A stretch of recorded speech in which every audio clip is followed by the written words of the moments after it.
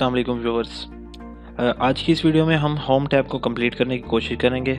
Last 2 videos में हमने home tab की clipboard, font, alignment, number and style के रिबन में से हमने एक एडिशनल फॉर्मेटिंग को सीखा था। अब हम बात करने जा रहे हैं स्टाइल्स रिबन के अंदर दूसरी सिलेक्शन है फॉर्मेट एज टेबल। इस सिलेक्शन को समझने से पहले हमें टेबल और रेंजेस के फ़र्क का पता होना चाहिए। बेसिकली टेबल को यूँ समझें कि आप एक शीट के अंदर बनाई गई एक और शीट जिसके अपने ही स्पेसिफिक कॉलम्स होते हैं और उनके ऊपर डिफरेंट फार्मूलाज फॉर्मेटिंग आप पूरे डाटा के ऊपर एडजस्ट कर सकते हैं। इसके अलावा एक रेक्टेंगुलर शेप जो इसकी एक्सेल के अंदर डेफिनेशन है वो ये है कि एक रेक्टेंगुलर शेप का ऐसा डाटा, ऐसा मजमूआ जो सेल्स के ऊपर मुश्तमिल हो और जिसके अंदर डाटा की टाइप को यकसा रखा जाए। मतलब कि जो डाटा उसके अंदर एक कॉलम के अंदर एग्जिस्ट कर रहा है वो एक ही टाइप का डाटा होगा और वो इन फ्यूचर अगर बढ़ता जाएगा तो उसमें वही एक ही कॉमन टाइप का डाटा रहेगा। फॉर एग्ज़ाम्पल आपने कोई सॉफ्टवेयर्स देखे होंगे आपने जैसे SAP है और इससे related database, heavy database software, तो उसके अंदर आपको पता होगा कि बैक एंड पर डेटाबेस से टेबल्स की फॉर्म में इनपुट होता है और आउटपुट होता है। जितनी भी हम रिपोर्ट्स किसी भी डेटाबेस से लेते हैं तो वो किस फॉर्म में होता है, टेबल की फॉर्म में, क्योंकि उस टेबल की फॉर्म के ऊपर एक कंडीशन अप्लाई होती है कि इसके अंदर अगर इस कॉलम के अंदर डाटा हमारा डेट की फॉर्म में आना है तो वो डेट की फॉर्म में आएगा। और हाँ, इसके दूसरी तरफ देखें कि वो एंट्री कहाँ से आ रही है जो उस टेबल में आके उस टेबल को आगे एक्सटेंड करती जा रही है। तो अगर हम उस जगह पर एंट्री गलत डालेंगे तो टेबल में वो डाटा मर्ज नहीं होगा।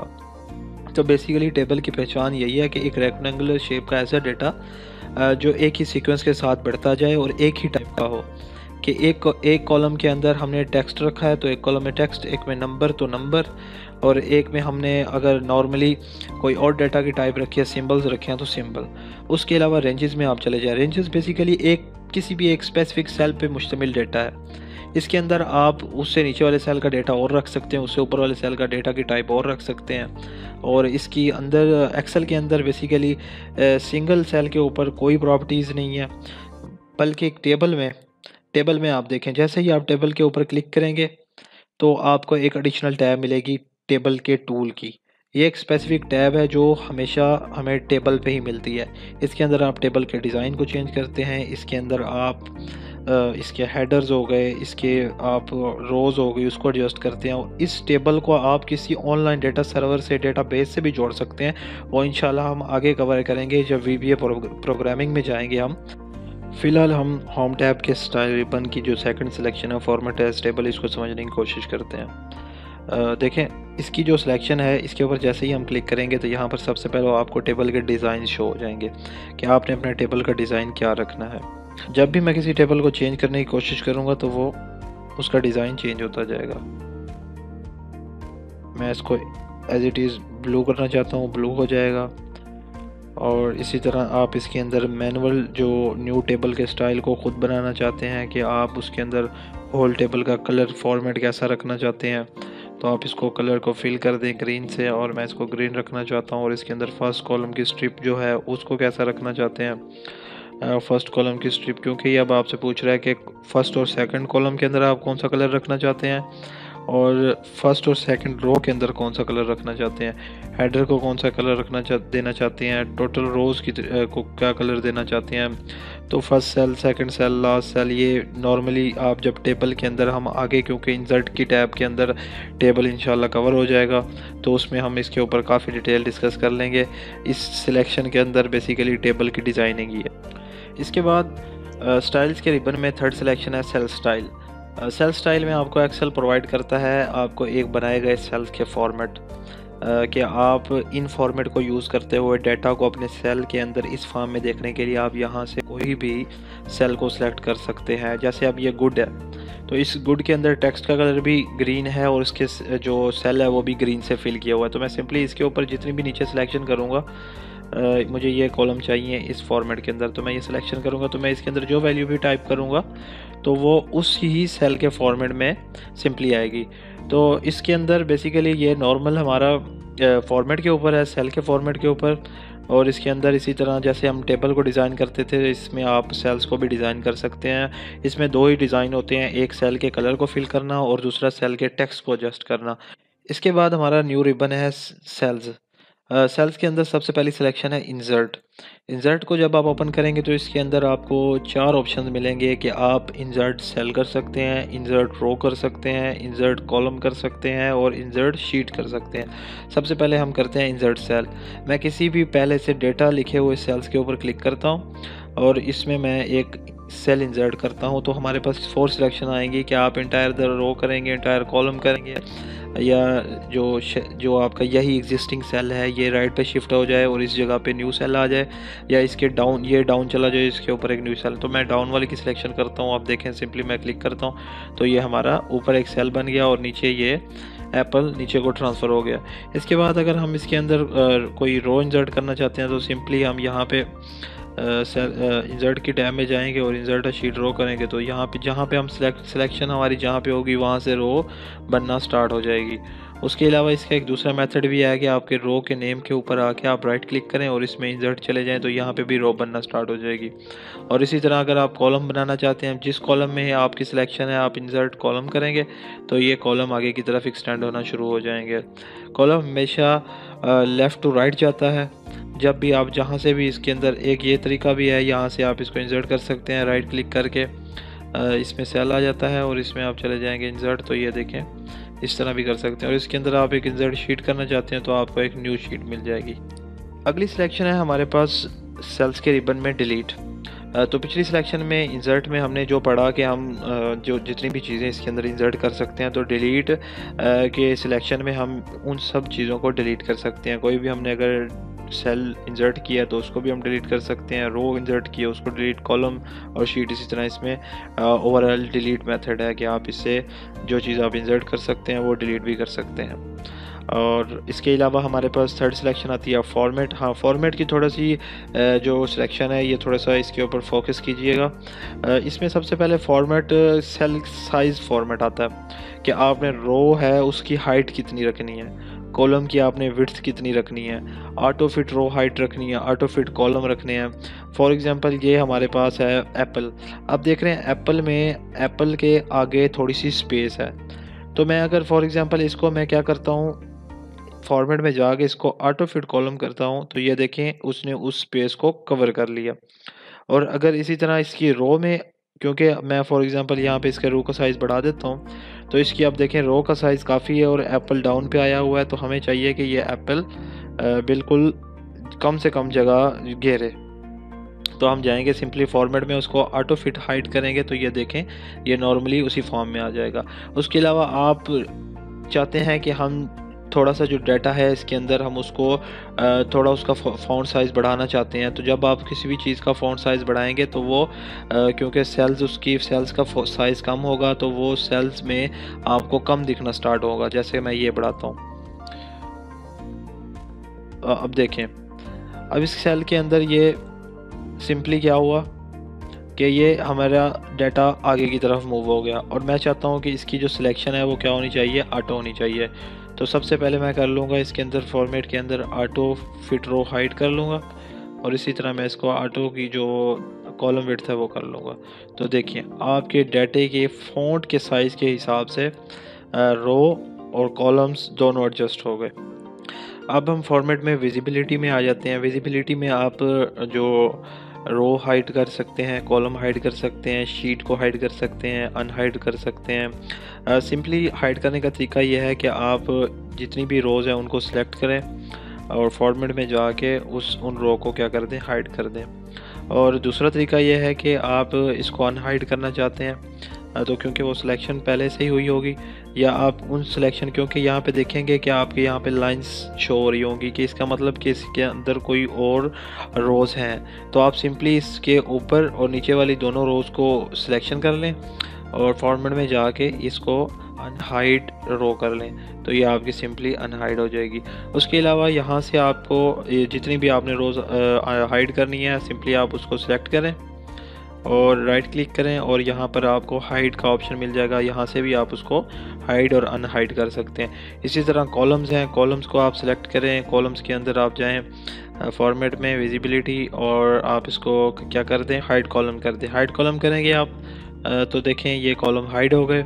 और इसी में भी आप उससे पहले और लास्ट वाले कॉलम को सिलेक्ट करें और इसके अंदर फॉर्मेट में विजिबिलिटी में जाके अनहाइड कॉलम कर दें। और इसका दूसरा मेथड, आप इसके कॉलम सिलेक्शन करने के बाद राइट क्लिक करें और इस तरह हाइड और अनहाइड आप यहाँ से भी कर सकते हैं। उसके अलावा हमारे पास आता है शीट को भी हाइड और अनहाइड करने का मेथड। इसमें देखें हाइड शीट, जिस शीट को मैंने एट अ टाइम सेलेक्ट किया हुआ है मैं उसको हाइड करना चाहता हूँ, मैंने उसको हाइड कर दिया। अब देखें वो, अब इसको अनहाइड करने का मेथड ये है कि सिंपली आप इस जो शीट है, इस जहाँ पे इसे शीट टैब कहते हैं, शीट टैब के ऊपर आकर राइट क्लिक करें और अनहाइड में चले जाएं, तो ये आपको एक पूरी अनहाइड शीट्स की एक हिस्ट्री आ जाएगी कि नेम्स आ जाएंगे कि ये शीट इस टाइम हाइड है और आप इसको अनहाइड करना चाहते हैं। सिंपली उसको सेलेक्ट करके ओके कर दें तो हम वापस उसी शीट पर आ जाएंगे। और इसके अलावा हमारे पास शीट को रीनेम करना, फॉर एग्जांपल मैं इसको रखना चाहता हूँ पर्सनल, तो हम इसको यहाँ से रीनेम भी कर सकते हैं। और इसके अलावा हम इसको किसी और शीट के ऊपर, मतलब कि किसी और वर्क बुक के ऊपर इस शीट को लेके जा सकते हैं। फॉर एग्जांपल मैं यहाँ पे एक इसको कॉपी करना चाहता हूँ, तो वो मुझे कहेगा कि आप इसको न्यू वर्क बुक पे रखना चाहते हैं या इसी बुक वन, क्योंकि ये जो मेरी एग्जिस्टिंग खुली हुई शीट है इसका नाम है बुक वन, या आप इसको न्यू वर्क बुक पे लेके जाना चाहते, क्रिएट अ कॉपी। तो मैं इसको ओके करूँगा तो एक न्यू वर्क बुक ओपन हो जाएगी और उसके अंदर पर्सनल नाम की एक शीट बन जाएगी। तो ये देखें, एक ये और एक ये हो गई। तो एट अ टाइम आप मेरे पास 2 शीट्स हो गई। इसके बाद फॉर्मेट की सिलेक्शन में हमारे पास रह जाता है टैब का कलर। शीट टैब के अंदर जितनी भी शीट्स होंगी आप उनके कलर्स भी चेंज कर सकते हैं। यहाँ पर नॉर्मली कोई कलर नहीं है, वाइट कलर है, आप इसको ब्लू रख सकते हैं। ये देखें, ये हमारे ब्लू कलर का हो गया। और इस तरह आप फॉर्मेट टैब में कलर्स को एडजस्ट कर सकते हैं। अब इसके बाद फॉर्मेट में हमारे पास प्रोटेक्शन है। प्रोटेक्शन में है protect sheet. Protect sheet basically आपकी बनाई गई पर्सनल शीट, आप चाहते हैं कि मेरी कोई भी शीट के अंदर कोई अमेंडमेंट ना हो सके, कोई इसके अंदर चेंजेस ना कर पाए, तो एक्सेल की तरफ से आपको एक प्रोटेक्ट शीट का ऑप्शन दिया गया है, जिसके ऊपर आप किसी भी यूज़र्स को राइट्स दे सकते हैं। फॉर एग्जांपल मैं प्रोटेक्ट शीट पे क्लिक करता हूँ तो आपसे ये राइट्स मांगेगा कि आप अपने ऑल यूज़र को किस तरह के राइट्स देना चाहते हैं। तो आप इनमें से जिन जिन राइट्स को चेक करेंगे तो वो टिक करते जाएंगे, तो वो राइट्स उसको मिल जाएंगे और वो प्रोटेक्ट शीट होने के बावजूद भी इन राइट्स के ऊपर काम कर पाएगा। और इसके अलावा एक पासवर्ड आपको देना होगा, पासवर्ड के बगैर भी ये प्रोटेक्ट हो सकती है, और पासवर्ड आप देंगे अपनी मर्ज़ी का और इसको डबल वेरीफाई करेंगे तो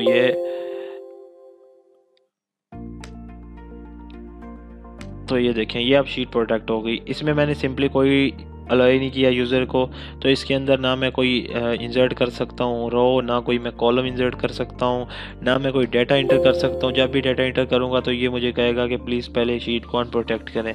तो आप इसको अनप्रोटेक्ट तब भी कर सकते हैं जब इसको आपको इसका पासवर्ड पता होगा। अनप्रोटेक्ट करने के लिए सिंपली शीट के ऊपर आकर राइट क्लिक करें नेम के ऊपर और अनप्रोटेक्ट में जाएं और सिंपली अपना पासवर्ड डालें और आप दोबारा इस शीट के अंदर अपने डेटा को इंसर्ट कर पाएंगे। इसके बाद हम प्रोटेक्शन में सेकंड ऑप्शन है लॉक सेल का। इससे आप स्पेसिफिक सेल्स को सिलेक्ट करके उसको लॉक कर सकते हैं और किसी भी यूज़र को उन सेल्स के अंदर डेटा इनपुट करने के लिए अलाउ नहीं कर सकते। उसके बाद आता है हमारे पास फॉर्मेट सेल। फॉर्मेट सेल्स में आप किसी भी सेल के फॉर्मेट को एडजस्ट कर सकते हैं। यह हमने नंबर रिबन के अंदर ऑलरेडी पढ़ा है कि डेटा की डिफरेंट टाइप्स होती हैं, तो हम डेटा की डिफरेंट सेल्स के अंदर डिफरेंट टाइप्स ऑफ डेटा हम उसके अंदर रख सकते हैं और यहाँ से हम उसकी सिलेक्शन भी कर सकते हैं। इसके बाद नेक्स्ट रिबन है एडिटिंग का। एडिटिंग में सबसे पहली सिलेक्शन है ऑटो सम। फॉर एग्जांपल आप किसी भी वैल्यूज़ को सम करना चाहते हैं, एक कॉलम के अंदर आपके पास 1000 वैल्यूज़ हैं, तो सिंपली आप 1001 रो के ऊपर आके और ऑटो सम पर क्लिक कर देंगे और एंटर करेंगे तो उस जितनी भी वैल्यूज़ होंगी उसका सम उस बॉटम सेल में आ जाएगा। उसके बाद अगली सिलेक्शन है फिल के ऊपर हम अगेन अगली वीडियोस में बात करेंगे, क्योंकि फिल आगे हमारा एक डाटा की टैब है उसके अंदर ये कवर होगा। उसके बाद क्लियर्स में आते हैं। क्लियर में आप किसी सेल का डाटा क्लियर करना चाहते हैं, उसका फॉर्मेट क्लियर करना चाहते हैं, उसका कंटेंट्स क्लियर करना चाहते हैं। फॉर एग्जांपल ये मैं इसका सिर्फ जस्ट फॉर्मेट क्लियर करना चाहता हूँ। ये एट अ टाइम बोल्ड है, कैलबरी है और इसका साइज़ 20 है। तो मैं क्लियर फॉर्मेट करूँगा तो देखें ये बाय डिफ़ॉल्ट कैलबरी 11 में आ गया और इसका बोल्ट का फॉर्मेट खुद ब खुद ख़त्म हो गया। इसके बाद इसको अगर आप क्लियर कंटेंट करना चाहते हैं, क्लियर कंटेंट में से ये वैल्यू खुद ब खुद क्लियर हो जाएगी। और इसके अलावा आप क्लियर ऑल करेंगे तो ये ऑल वैल्यूज़ जितनी भी सेल्स के अंदर मुश्तमिल होंगी सब की सब ख़त्म हो जाएंगी। उसके बाद इसके अंदर आप क्लियर कमेंट्स हैं, क्लियर हाइपरलिंक्स, आगे हम जानेंगे हाइपरलिंक्स के बारे में। उसके बाद हमारे पास आता है सॉर्ट एंड फ़िल्टर। फ़िल्टर हम टेबल्स की टैब में पढ़ेंगे कि टेबल्स के ऊपर फ़िल्टर किस तरह अप्लाई होता है। बेसिकली फ़िल्टर का हमें पता ही है, हम थोड़ा सा डिस्कस कर लेते हैं। फ़िल्टर किसी भी वैल्यू को फ़िल्टर करने के लिए यूज़ होता है कि आपको जस्ट उसी वैल्यू को उस टेबल के अंदर, उस रेंज के अंदर, उस सिलेक्शन के अंदर आप उस वैल्यू को देखना चाहते हैं, उस वैल्यू की सेल्स देखना चाहते हैं, कोई प्रोडक्ट देखना चाहते हैं। फॉर एग्ज़ाम्पल मैं यहाँ से फ़िल्टर लगाता हूँ तो मुझे वो स्पेसिफ़िक नंबर पता होगा, तो मैं ढूंढने के बजाय यहाँ से इसको मैं ढूंढना चाहता हूँ तो मैं इस पर क्लिक कर लूँगा तो जस्ट मुझे इसका डेटा शो हो जाएगा। और इस तरह अनफिल्टर आप क्लियर फ़िल्टर करेंगे तो ये ऑल डाटा वापस आ जाएगा।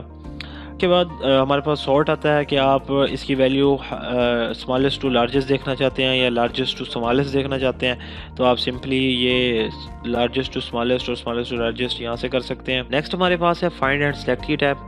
फाइंड और सेलेक्ट की टाइप से आप एक्सेल की वर्कबुक में मौजूद कोई डेटा जिसे आप फाइंड करना चाहते हो, किसी डेटा को रिप्लेस करना चाहते हो, या आप किसी भी शीट में मौजूद formulas, comments, conditional formatting, constants हो गए, डेटा वैलिडेशन, इन चीज़ों के बारे में हम आगे पढ़ेंगे।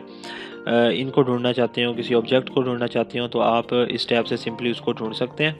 आप इसमें क्योंकि इस शीट के अंदर कोई फार्मूला लगा हुआ तो मैं क्लिक करता हूँ। जस्ट एक फार्मूला लगा हुआ है जो हमने ऑटो सम का लगाया था, जो हमने इसके क्लिक करने से ऑटो सम का ऑटोमेटिक फार्मूला लगाया था। कुछ लोग यहाँ से भी लगाते हैं और कुछ लोग को वैसे ही ये फार्मूला याद होता है, इज़ इक्वल टू, क्योंकि एक्सेल के अंदर कोई भी फार्मूला स्टार्ट होगा तो सबसे पहले इक्वल का साइन होगा और इसके फार्मूलाज के बारे में हम आगे पढ़ेंगे। और इसके अलावा आप कोई कमेंट्स कोई कमेंट्स नहीं है। इसके अलावा हम कोई कंडीशनल फॉर्मेटिंग ढूंढना चाहते हैं, कोई कॉन्स्टेंट्स, तो हम यहाँ से सिंपली उसको ढूंढ सकते हैं। तो व्यूवर्स आज हमने होम टैब माशाल्लाह कंप्लीट कर लिया है। तो व्यूवर्स आप कमेंट्स वगैरह करते रहें ताकि इसमें फ़र्दर इम्प्रूवमेंट आ सके और आप कमेंट्स के ज़रिए क्वेश्चन भी करें। तब तक अपना ख्याल रखिए। अल्लाह हाफिज़।